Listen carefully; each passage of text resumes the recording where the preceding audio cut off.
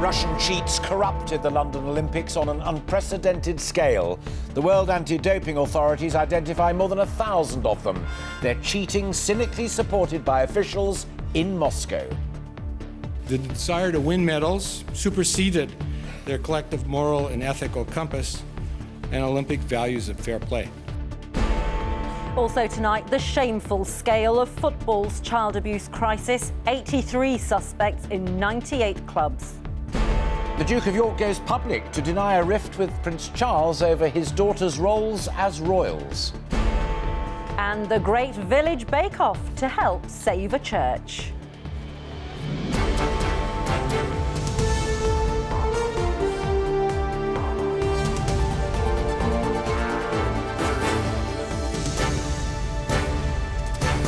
This is the ITV Evening News with Alistair Stewart and Ranveer Singh. Good evening. The sheer scale of Russia's state-sponsored cheating before and during the London Olympics was revealed by World Anti-Doping Authorities today. More than 1,000 Russian athletes across 30 sports were involved. Their coaches, government ministers, officials and even the country's secret police helped cover it up. Russia's sports ministry is still denying there was a state-sponsored doping programme, but tonight the International Olympic Committee said it will now test all samples from the country's athletes from the London Games. Here's our sports editor, Steve Scott. The allegations were mostly out there. Today, the evidence. Leading up to the 2012 Games, Russian athletes were tested on a monthly basis. Only those guaranteed to pass a doping test were allowed to compete. Those games were sold as the cleanest ever, but recent retesting of samples has proved they were anything but. The Russian Olympic team corrupted the London Games on an unprecedented scale, the extent of which will probably never be fully established. The desire to win medals superseded their collective moral and ethical compass and Olympic values of fair play.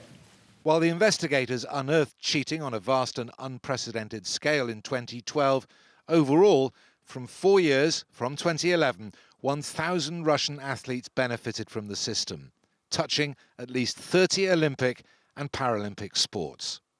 For some clean athletes, the revelations cast a shadow over that golden summer. When I take my medal to a school, now it will be forever known that it was in a period of the heaviest doping time possibly we've had. London didn't escape that, and that's a real shock, and it highlights tragically, how deep that doping sort of rabbit hole has gone. At the Sochi Winter Olympics, the fraud was more sophisticated. Salt and even instant coffee was mixed with samples to fool testers. Tests have since proved some clean samples contained a man and a woman's DNA. Supposedly, tamper-proof sample bottles were opened by a metal tool designed and then used by members of the Russian Secret Service. The tiny scratches left behind couldn't be seen by the naked eye, but are visible under magnification. Today, the IOC sanctioned retesting of all Russian samples from London and Sochi, and its president went even further. Any athlete or official who took part in such a sophisticated manipulation system should be excluded for life from any participation in the Olympic Games in whatever capacity.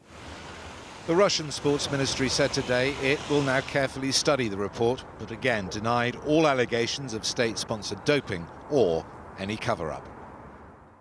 Steve, you were clear there about the testing regime, but what happens to Russia right now? Difficult to predict, for sure, of course, but I think what we have just seen is a hardening of a position from the IOC President Thomas Bach, talking about life bans for cheats. Many will say, about time he said something like that. However, you have to remember this is the same Thomas Bach who, when he was urged to ban the Russian team from the Rio Games, well, he resisted doing that and caused a lot of fuss over it. Given what we've learned today, I think it's inevitable there's a lot of pressure going to be put on the IOC about banning the Russian team from Pyeongchang Winter Olympics next year. But don't expect, of course, Russia not to put up a fight against that. They did exactly the same in Rio, and apart from their track stars, they were very successful. So it'll be very interesting to see how this plays out in the next couple of months. But today has certainly upped the game. All right. Steve, thank you. The football child abuse scandal widened further today, with authorities saying there are now over 80 suspects, with almost 100 clubs involved. One of the first victims to come forward with his story has told ITV News he believes there are more allegations to come, as our sports correspondent Ian Payne reports. The scale of the football abuse scandal has reached colossal proportions. 83 potential suspects have now been identified, and up to 98 different football clubs are involved. Police say the youngest potential victim was aged just 7 years old. Hello, caller. You're through to the NSPCC helpline. The figures have been supplied by the police and the NSPCC, who've had a helpline in operation for just over 2 weeks. They estimate there are at least 350 people who've made allegations, and it's probably not over yet. We think there are more disclosures to come, certainly. Our message to anyone who has got something to say about experiences they've had, abusive experiences they've had in football or indeed in any other sports, please make contact with us at our helpline or dial 101 and make contact with the police. But if the public are shocked by the numbers, the victims are not. Jason Dunford believes it was an international ring, and there are more stories of hush money to come out too. After speaking with my solicitor yesterday and the meetings that I've had, confidentiality, you know, I can't say much about that, but there is a number of high-profile football clubs that have paid hush money to people. This scandal shows no sign of slowing down. So that's what the police and the NSPCC are doing. What about football itself? We still don't know when the FA are going to begin their inquiry, because the QC heading it up is still busy with his day job in court. But here in the Premier League, they've written to the parents of around 3,000 young players in their youth system to reassure them that their children are safe. This is what they've said. There is no complacency. The Premier League's own safeguarding team and independent monitors visit each club regularly throughout every season to assess the quality of their work and guide them on any developments that could be made. Richard Scudamore, of course, is the chief executive, and he says he is very concerned with these continuing allegations in his sport. Indeed. Ian Payne, thank you. The brutal battle for the Syrian city of Aleppo took an even more sinister turn today, with reports that hundreds of men from rebel areas had disappeared. The UN said it was deeply concerned that the men appeared to have gone missing while on their way into government-held areas. It also heard claims that rebels were stopping people from leaving. It comes as Russia said 97% of the eastern part of the city was now under Syrian army control. Juliet Bremner has the latest on Aleppo under siege. Homeless and traumatised, but believe it or not, they are the lucky ones. This family has finally made it out of eastern Aleppo. They claim rebels stopped them leaving before now. Brothers Mohammed and Mahir explain the rebels said that we would join the army and start killing them. Some of the families who've made it out claim that young men have gone missing, allegedly snatched by regime forces. We've received very worrying allegations that hundreds of men have gone missing after crossing into government-controlled areas. Family members say they lost contact with the men, who are all believed to be under 50 years old. The short respite came to a shattering end today. Syrian forces pushing further into eastern districts, bringing another desperate message from doctors. We are the medical workers in besieged Aleppo, announcing our disability to deal with these huge numbers of injuries. The Russians could probably stop this slaughter, but their foreign minister today signalled they would instead push on. For the 100,000 people still there, it means the chances of getting out alive, especially if you're a young man of military age, have got much worse. Juliet Bremner, ITV News. The Duke of York tonight issued an extraordinary denial of a rift between him and the Prince of Wales. In a statement, he said there was no truth in the rumours, which also involved his daughters, Princesses Eugenie and Beatrice. Well, Angus Walker is here. It's a strongly worded statement. You've got it there. Yes, extraordinary intervention from Prince Andrew, a letter on Buckingham Palace-headed letter paper suggesting that there's no row between him and Prince Charles and the Queen. This relates to a range of stories that have suggested that Prince Andrew has been insisting insisting that future husbands of his daughters have titles, have earldoms. And this is because although Princesses Eugenie and Beatrice are so-called blood princesses, if they marry commoners, the titles don't pass down. Now, in the letter, he says it is a complete fabrication to suggest I've asked for any future husbands of the princesses to have titles. There is no truth to the story, he goes on to say, that there could be a split between the Prince of Wales and I over my daughter's participation as members of the royal family. So clearly he's infuriated behind the scenes that these stories have continued, and also particularly angry about the stories being directed towards his daughters and their continuing lives. He sees them as modern royals and pursuing their own careers. It's fascinating. Thank you, Angus. The food industry has warned prices will rise across the UK unless workers from the EU are given reassurances in the Brexit negotiations. It's feared that workers will leave if they aren't given the right to remain here. And as our consumer editor Chris Choi reports, the industry claims it can't function without them. Whether it's preparation, growing or retailing, Britain's vast food industry has a new price warning. Of 150 workers at this East Yorkshire farm, only 3 are UK nationals. They say without migrants, we'd have to import more expensive produce. If you take migrant workers out of the UK food chain, in 5 working days there will be no fresh UK food on supermarket shelves. The UK food sector employs around 115,000 EU workers. That's 29% of the UK food workforce. Today, 30 food organisations joined forces. They want unambiguous reassurance to EU workers about right to remain. This might not be a popular move. It could look like the food industry is simply finding an excuse for future price rises or peddling Brexit doom. But it does all raise a very relevant question for many people.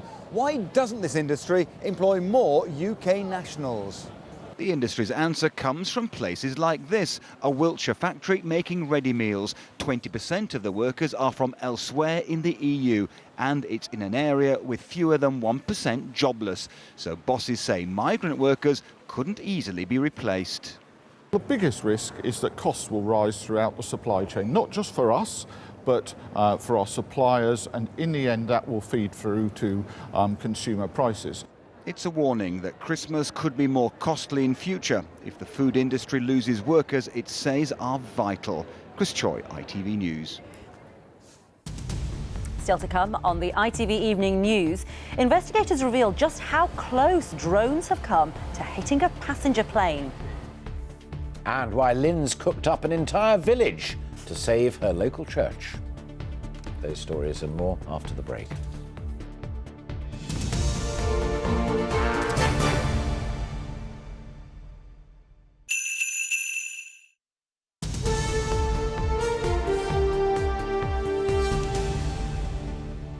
Welcome back. Parents are being warned that social media is making children deeply unhappy and has fueled an alarming rise in the numbers of young people self-harming. The NSPCC found almost 19,000 11 to 18-year-olds were admitted to hospital in England and Wales last year after deliberately cutting or burning themselves or overdosing. Nina Nanar reports on the growing pressures on growing minds.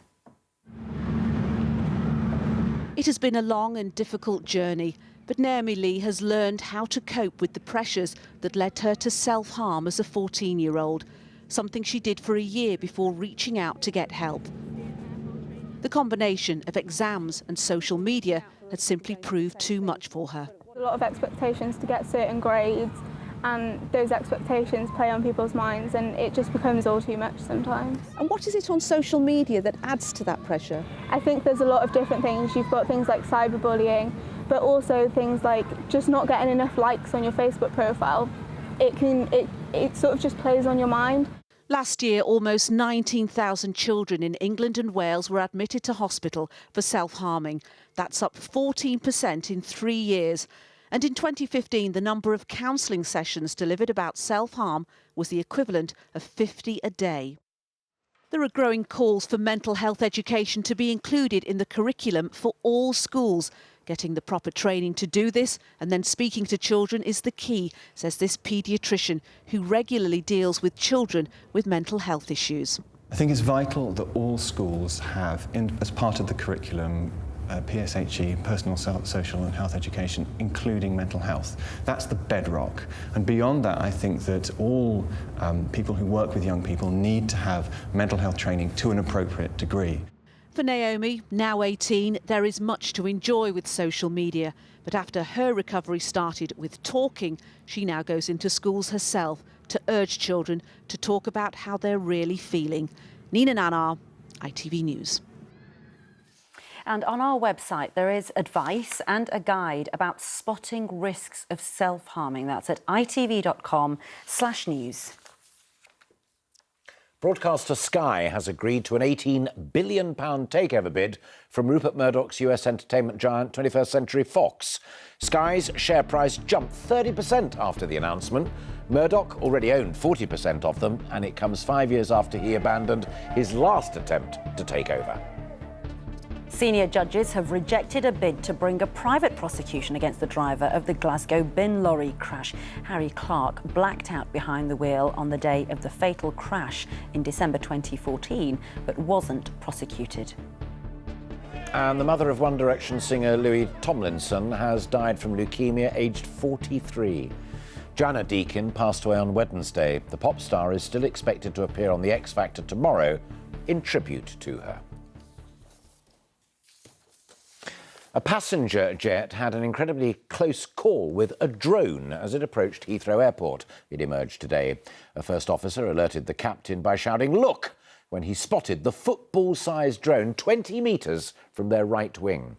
It's prompted calls for compulsory registration of such devices, as Nick Wallace now reports. They look like fun, but to airline pilots, drones can be a menace. This August, a drone came within 20 metres or 65 feet from an Airbus A320 passenger plane above southeast London. I think it must be very worrying if you're a pilot and a passenger, knowing that what's previously been very safeguarded airspace is now open to be used by people without the same level of training. Air traffic control was alerted immediately, and on landing at Heathrow, the pilot reported the incident to police, but the drone operator couldn't be traced. Although there haven't yet been any confirmed collisions between planes and drones, pilots over the UK are now reporting around 4 near misses a month. In July, a drone passed 9 metres above a jet as it flew over East London. The same day, a 2-foot-wide drone was flying level with the flight deck window of a Boeing 767 as it prepared to land at Manchester Airport. Then 2 weeks later, another drone came within 20 metres of a passenger jet above central London. But could a drone ever bring down a passenger plane? There's a lot of research going on in the world and in the UK at the moment to look at that exact question, but ultimately we want to avoid any kind of conflict in the air. The UK has one of the best safety records in the world for civil aviation. We want to maintain that. We also want drones to progress. We need that to happen, but we need people to fly their drones safely now. As drones become ever more popular, it's likely the number of near misses being reported will keep going up. Nick Wallace, ITV News. And finally, the picturesque village of Yulegrave in Derbyshire, like many around the country, has a church roof that has seen better days. But rather than raise funds for it through a raffle or a jumble sale, local Lynn Nolan made a much grander gesture. She's created a miniature version of the village in cake. It's even got a resident ghost, but as Damon Green explains, Lynn won't be eating any of it. It's the village of Yulegrave as you have never seen it before. A slice of the Peak District, good enough to eat. From the Christmas hams in the butcher's window to the Battenberg in the bakery, every last crumb of this village is made of cake. Much of it made by Lynn, the undisputed champion cake baker of Yulegrave, but everyone, she says, has pitched in. Paul's going out to take the dog for a walk and there's a tray of eggs in the porch, and then you'd go out and there'd be a carrier bag with butter and sugar in. Every village landmark is there. The George Hotel on Main Street, miniaturised in marzipan and icing. The old Co-op, these days, as everyone knows, a popular youth hostel. But choosing which buildings to bake wasn't as straightforward as you might think. After all, this is an English village. It got very political very quick, where one church didn't want to be on without the other one, and one pub didn't want to be on without the other one. You can't have the farmyard without this one. It's all to raise money to mend the church roof, and it's turned into quite an attraction. currently on display at All Saints Church so that cake lovers can identify which parts they want to bid on at the sale a week today, or simply to admire some of the detail. The only blue light in the whole cake is in the ball plug, and that's the ghost. You've got a ghost in the village? Oh yes, we have a ghost. We have everything here. Lynn loves Christmas and loves baking, but won't be eating any of this herself. I don't eat cake because I'm diabetic, and my husband doesn't like it, so so none of us eat cake. If all goes to plan, the money they raise next week will go to make the church, the real one, a bit drier. And next year, they're planning to do it all again. Damon Green, ITV News in Derbyshire. Julie Etchingham will be here with news at 10. But from all of us here, feeling a bit hungry now. Good evening. Bye-bye.